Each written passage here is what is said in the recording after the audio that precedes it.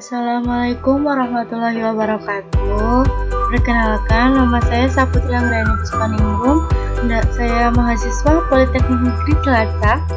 Saya jurusan Teknik Pengendalian Pencemaran Lingkungan semester 2. Di sini saya akan menjelaskan bagaimana cara, prosedur, langkah-langkah praktik tegangan muka cairan. Praktik tegangan muka cairan bertujuan untuk menentukan besarnya tegangan muka relatif secair terhadap air sebagai pembanding. Di sini ada alat dan bahan yang kita butuhkan.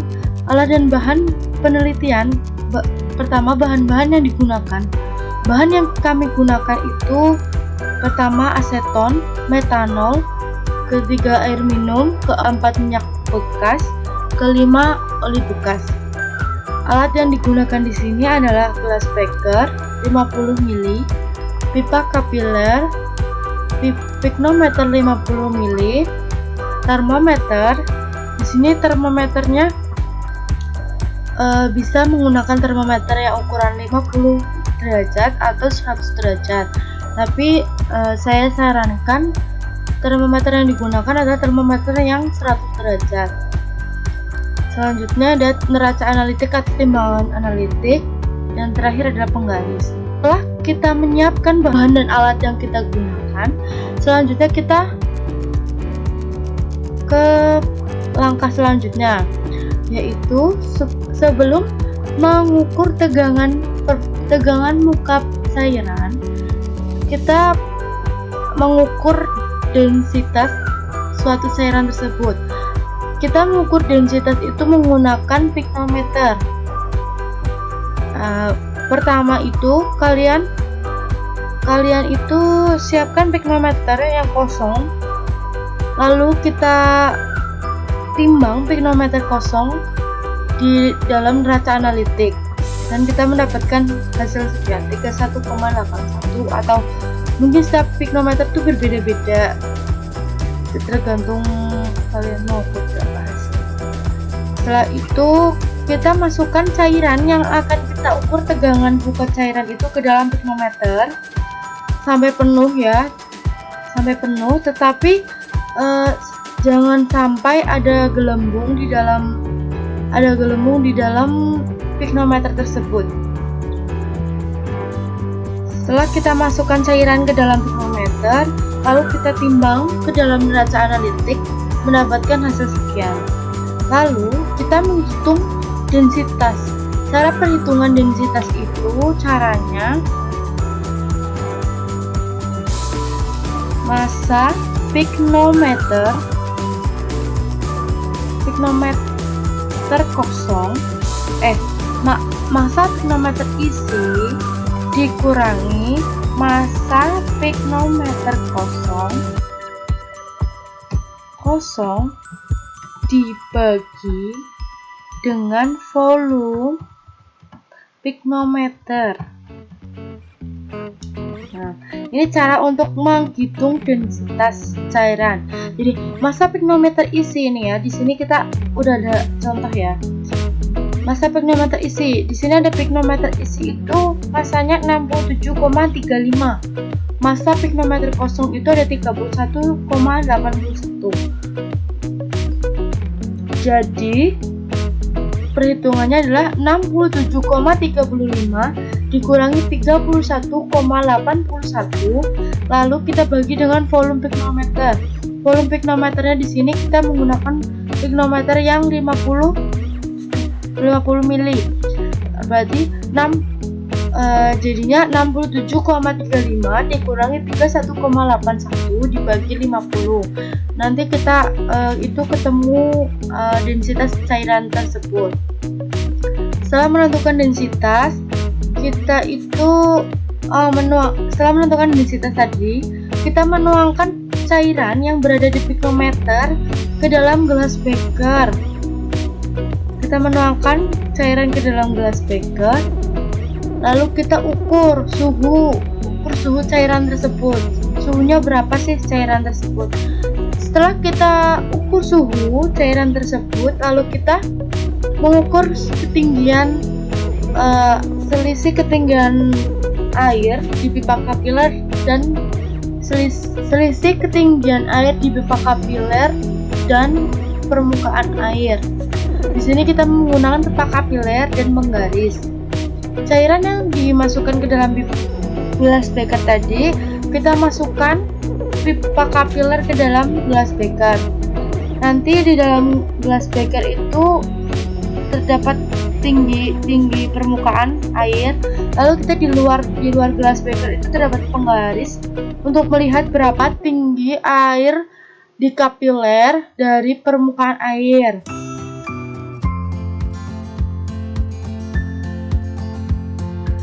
Setelah kita menghitung densitas cairan dan mengukur selisih tinggi cairan, kita melakukan perhitungan tegangan muka cairan. Ya, seperti contoh ini, contoh soal. Regita dan Anggi ingin mengetahui tegangan permukaan oli bekas. Hal yang pertama mereka lakukan adalah menghitung densitas oli bekas. Dari hasil perhitungan, Regita mendapatkan densitas oli bekas sebesar 750 gram per mili. Lalu, Anggi melakukan uji tegangan muka oli bekas dengan pipa kapiler dan diketahui perbedaan tinggi antara pipa kapiler dan oli adalah 3 mm. Sedangkan diameter pipa kapiler sebesar 2,5 cm. Berapa tegangan muka dari oli bekas yang diteliti oleh Regita dan Anggi? Penyelesaiannya adalah, pertama kita tulis dulu yang diketahui apa sih. Yang diketahui di sini adalah densitas oli bekas, yaitu sebanyak 750 gram per mili. Ini kita dapat dari perhitungan densitas yang tadi. Setelah itu ada diameter pipa kapiler itu 2,5 cm. Pipa kapiler itu jari-jari pipa kapiler. Jari-jari pipa kapiler itu setengah dari diameter pipa kapiler. Jadi kalau mau cari jari-jari itu 1/2 atau setengah dikali 2,5 cm, yaitu diameter, menghasilkan 1,25 cm. Lalu H itu adalah perbedaan tinggi antara pipa kapiler dan oli, yaitu 3 mm. Lalu dikonversi menjadi ke cm, yaitu 0,3 cm. Yang ditanya adalah tegangan muka oli bekas atau Y oli bekas. Yang pertama kita adalah mencari tegangan muka oli bekas. Caranya Y sama dengan setengah kali R kali H kali Rho kali G. Setengah dikali jari-jari dikali tinggi, dikali perbedaan tinggi tadi, lalu dikali dengan massa, jenis atau densitas dari cairan, lalu dikali sama gravitasi.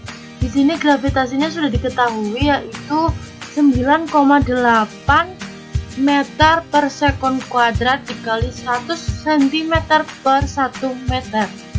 Lalu dihitung menghasilkan hasil 137.812,5. Di sini langsung dikonversi agar satuannya menjadi kilogram per sekon kuadrat.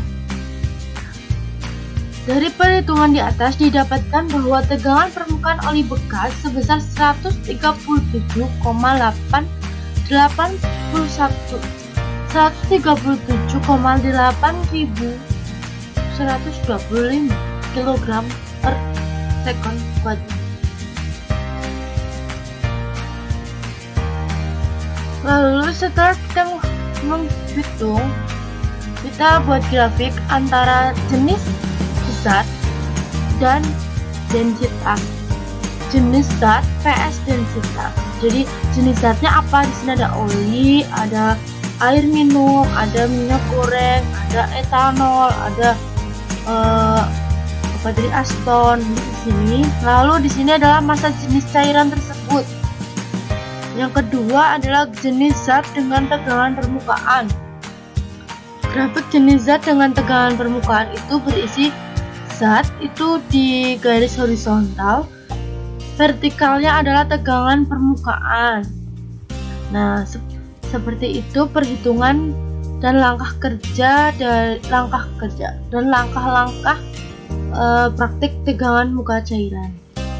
Wassalamualaikum warahmatullahi wabarakatuh. Terima kasih.